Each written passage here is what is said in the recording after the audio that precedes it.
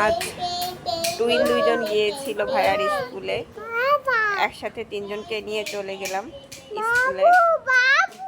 রিক্সায় যাওয়াটা একটু চ্যালেঞ্জিং ছিল আসলে তিনজনকে নিয়ে, কিন্তু তারপরে না যে উপায় ছিল না।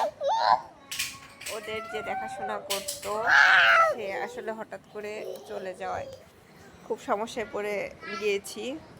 ওদেরকে একা বাসায়ও রেখে যাওয়া যায় না, আবার তিনজনকে একসাথে আসলে রিক্সায় করে নিয়ে যাওয়াটাও অনেক রিস্কি। তারপরেও আসলে নিয়ে যেতে হলো। আলহামদুলিল্লাহ কোনো সমস্যা হয়নি, অনেক রিস্কের সাথে নিয়ে গিয়েছি।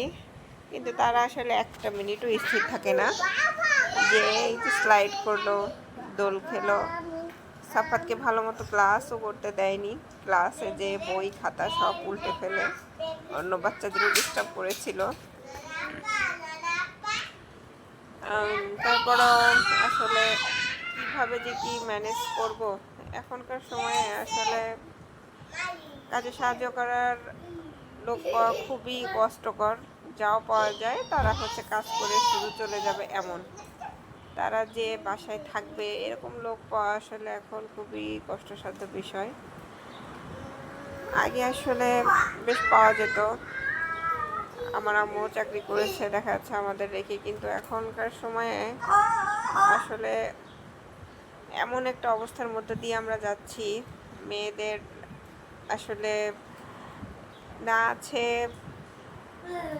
একটা ভালো সাপোর্ট। যে আগে যেমন নানি দাদিরা বাচ্চা মানুষ করতো, এখন আসলে ওরকম আর হয় না। যার যার কর্মক্ষেত্রে সেই যার যার মতো সেই।